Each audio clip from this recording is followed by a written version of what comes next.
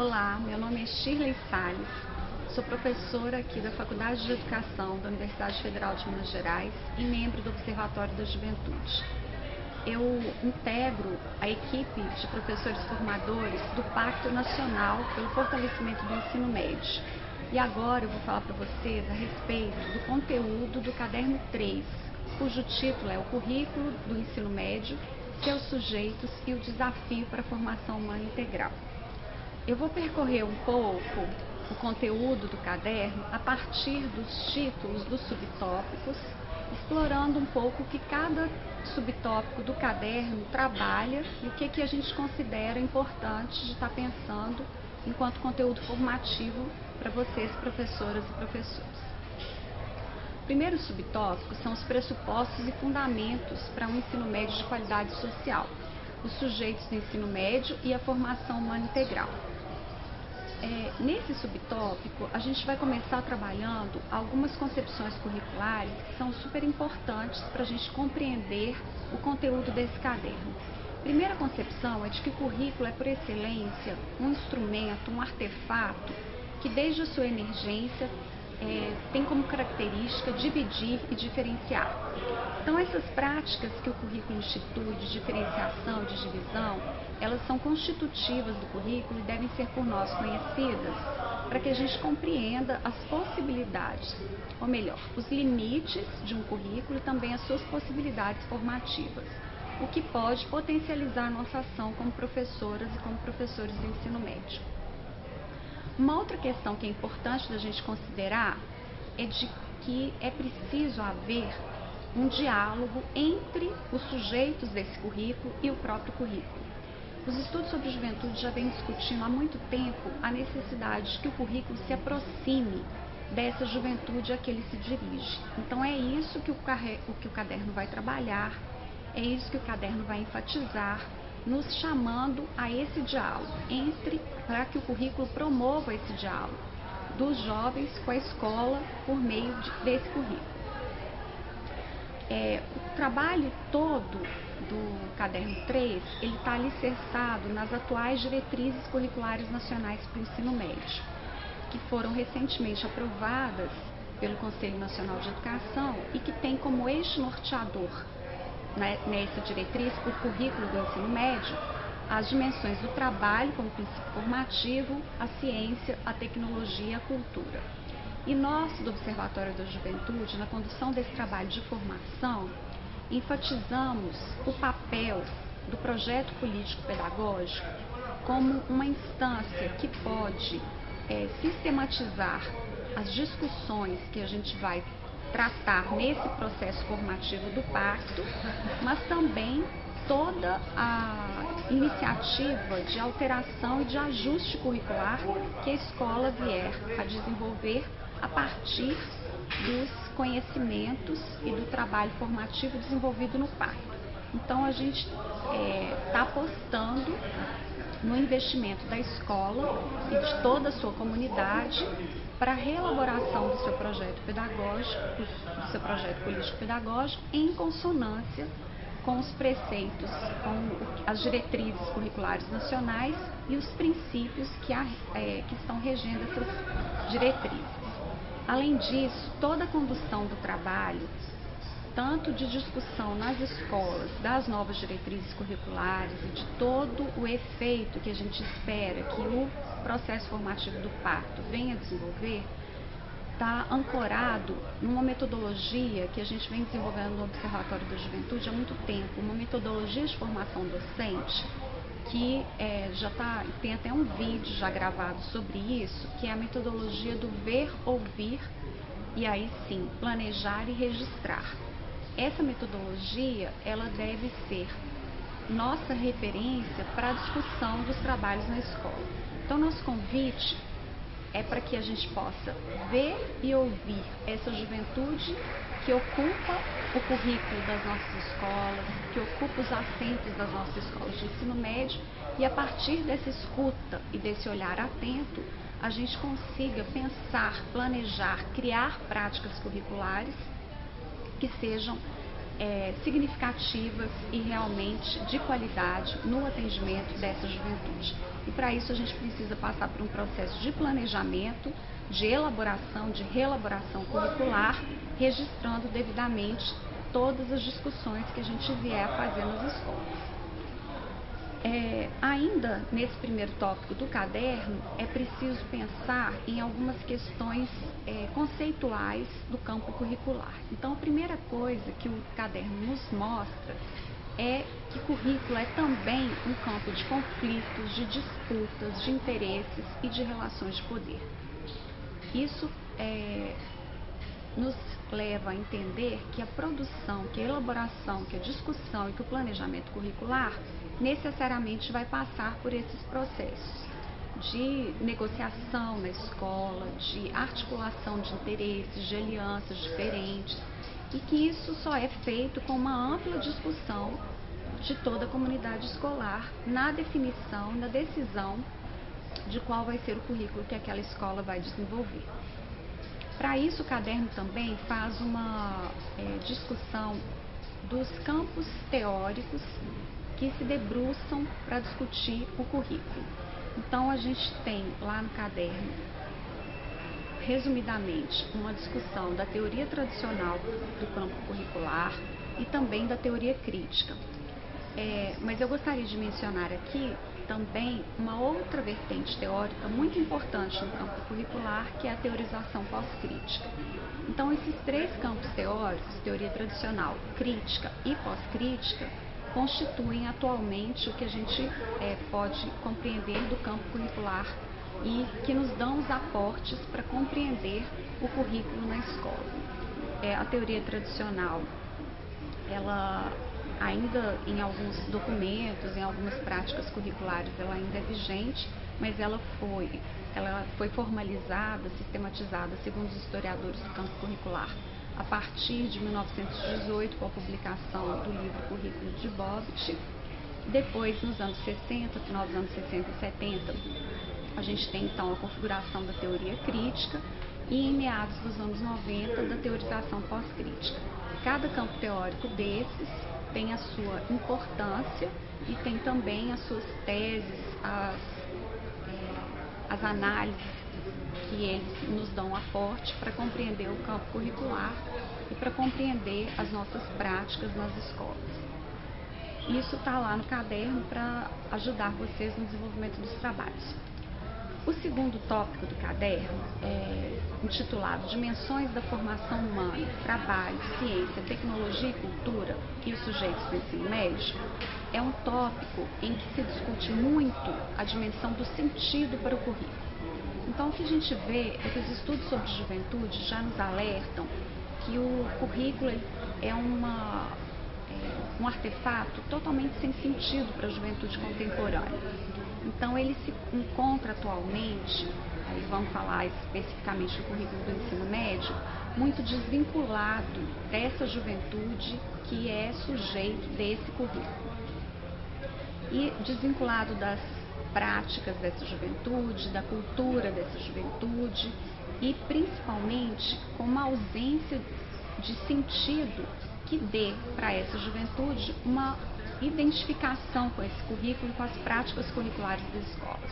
Então, no caderno, a gente tem uma discussão sobre a importância das professoras e dos professores trabalharem de modo a construir um sentido para o currículo, para as práticas curriculares do ensino médio. Então, isso também está abordado no segundo tópico do caderno 3. Nesse tópico também é que a gente vê uma articulação mais estreita com o caderno 2, que é o caderno que fala especificamente dos sujeitos do ensino médio, que é o caderno sobre juventude. Então, o conteúdo do caderno 3, nesse tópico, no segundo tópico, ele se articula bem com o caderno 2, à medida em que ele traz algumas discussões sobre esses sujeitos, sobre os jovens e as jovens que frequentam e que estão no ensino médio. Então, a primeira dimensão que a gente precisa avaliar e refletir são os riscos da homogeneização curricular. Então, se a gente trabalha com um currículo único de maneira padronizada para uma escala maior de sujeitos, a gente tem um grande risco que é justamente de não incorporar as demandas e as diferenças que constituem essa juventude. Outro alerta que esse tópico nos faz é dessa dimensão curricular muito divorciada das culturas e das identidades juvenis. Chama atenção ainda para as dimensões da cibercultura, hoje muito estreitamente constitutiva das culturas juvenis. Então, falar em juventude, especialmente as juventudes urbanas, é falar também da sua íntima relação, da sua íntima conexão com o ciberespaço, com as práticas ciberculturais. O que algumas autoras nomeiam de juventude ciborgue, enfim, de uma juventude altamente conectada com as tecnologias e que tem muitas vezes encontra uma dificuldade de se colocar na escola, que ainda opera com um currículo muito distanciado da cibercultura, um currículo que alguns autores chamam de analógico. Até porque esses novos jovens, essas novas juventudes, ou a juventude ciborgue que está ocupando as salas de hoje, altamente conectados, intimamente conectados com as tecnologias, é uma juventude que tem constituído, que tem elaborado novas formas de pensar, novas formas de conhecer, novas formas de estudar, de aprender, de viver, de conduzir a sua existência. E é preciso que a gente conheça essas novas formas, tentando escapar de algumas posições que desqualificam ou demonizam essas novas formas de se posicionar no mundo, formas intimamente modificadas, intimamente conectadas com as tecnologias e modificadas por elas. Então, esse também é um assunto que a gente discute no item 2 desse caderno.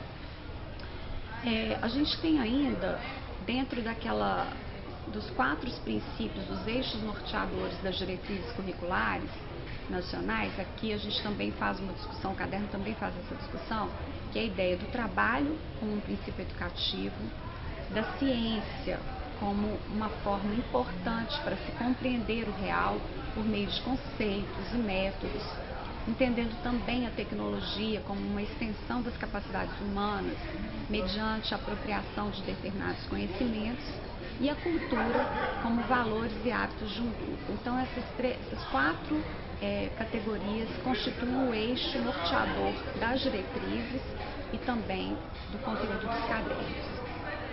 Bom, agora eu vou falar sobre o terceiro tópico do caderno 3, que tem por título uma ação curricular integrada para uma formação humana integral. Nesse tópico, o conteúdo nos chama a atenção para que o currículo, entendendo o currículo como uma seleção de conhecimentos que corresponde a determinados interesses. Então, esse é um entendimento que a gente tem já desde a teoria crítica, de que o currículo ele é uma seleção possível de uma ampla gama de conhecimentos disponíveis e que essa seleção ela é sempre feita de modo a atender determinados interesses. Então, alguns questionamentos são feitos e que a gente pode depreender do conteúdo desse caderno. Que critérios norteiam a escolha dos conteúdos? Então, vamos pensar você, professora e professor, na sua prática curricular, que critérios você utiliza na hora de escolher os conteúdos que vai trabalhar nas suas aulas, na hora de escolher, de selecionar que saberes você vai incorporar na sua prática curricular. Então, quais são os critérios que guiam essa sua escolha? De quem são exatamente esses critérios? A quem favorece a inclusão de determinado conteúdo e a exclusão de outros? Entendendo que essa discussão ela é uma discussão tensa, permeada por conflitos, por disputas, como eu já disse antes, mas entendendo ainda que para uma determinada perspectiva teórica, alguns até de viés crítico, mas necessariamente do viés pós-crítico, o que a gente normalmente diz ou ouve dizer do conhecimento chamado universal, o entendimento para essa teorização é de que o universal é sempre um conhecimento particular que se hegemonizou, que foi posicionado como um conhecimento universal, como um conhecimento de todos. Ou seja, isso que a gente ouve dizer que é um conhecimento universal, na verdade, para a teorização curricular, pode ser compreendido como um conhecimento particular de um determinado grupo e que é posicionado e nomeado como conhecimento universal. Então, diante disso, cabe um questionamento. Que conhecimento nós vamos privilegiar, nós vamos contemplar no currículo que vamos trabalhar com os alunos e as alunas do ensino médio? Entendendo que a resposta para essa pergunta deve ser produzida coletivamente, democraticamente, na comunidade escolar. E isso a gente entende que é um processo constitutivo da elaboração e da discussão do projeto político-pedagógico. Entendendo ainda que as diretrizes e também o caderno nos apontam para um entendimento, para um norte de que a pesquisa seja entendida como um princípio pedagógico, seja colocada no currículo dessa forma, como um princípio a nortear a pedagogia da escola. Outro princípio também constitutivo do conteúdo do caderno é a ideia de autonomia intelectual. Então, no momento em que vocês estiverem fazendo a discussão do currículo nas escolas de vocês, a ideia de se trabalhar a autonomia intelectual dos sujeitos é uma ideia também, é uma diretriz que está contida no conteúdo dos cadernos. E essa autonomia, ela nos leva a desenvolver com os jovens capacidades que os dote de pleno domínio das capacidades de comunicação. Isso sempre numa perspectiva que superem muito a simples preparação para as avaliações, ainda que as avaliações sistêmicas, as avaliações extérnicas ou a própria preparação para o mercado de trabalho. Então, o convite das diretrizes curriculares nacionais e também dos cadernos que estão baseados nelas é para que a gente supere na nossa definição curricular esse objetivo restrito, que é de preparação para as avaliações, para os testes ou para o mercado de trabalho.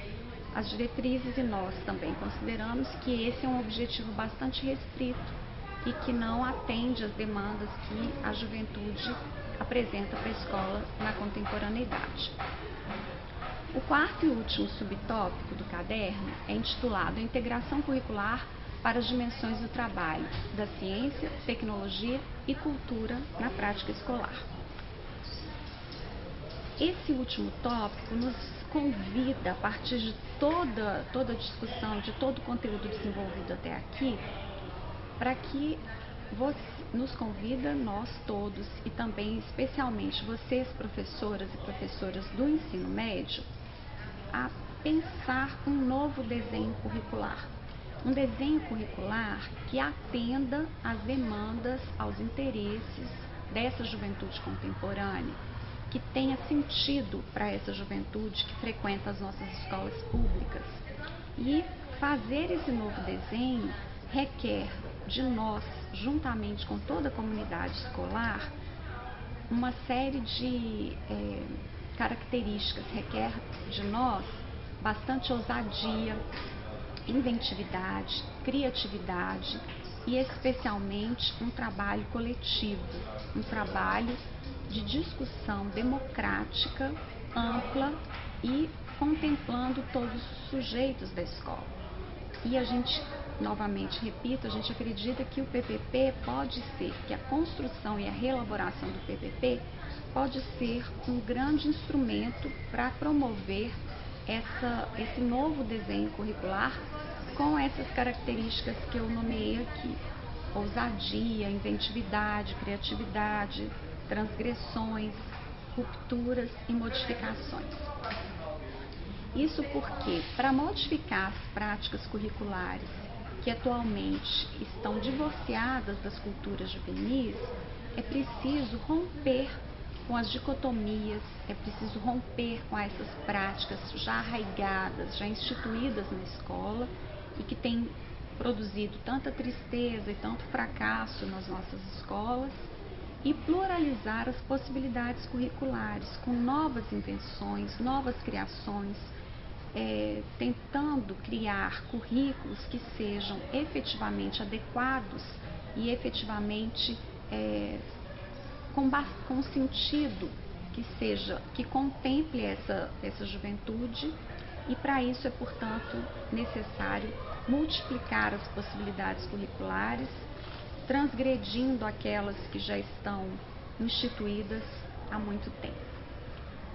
Bom, em linhas gerais, esse é o conteúdo do caderno 3, o conteúdo do caderno sobre currículo, que eu espero que seja bastante formativo para vocês, que auxilie vocês na reflexão sobre o currículo que vocês praticam nas escolas, provocando e instigando vocês para uma seleção curricular mais interessante e que esteja de acordo com os interesses da juventude brasileira contemporânea que está ocupando as salas de ensino médio público desse país.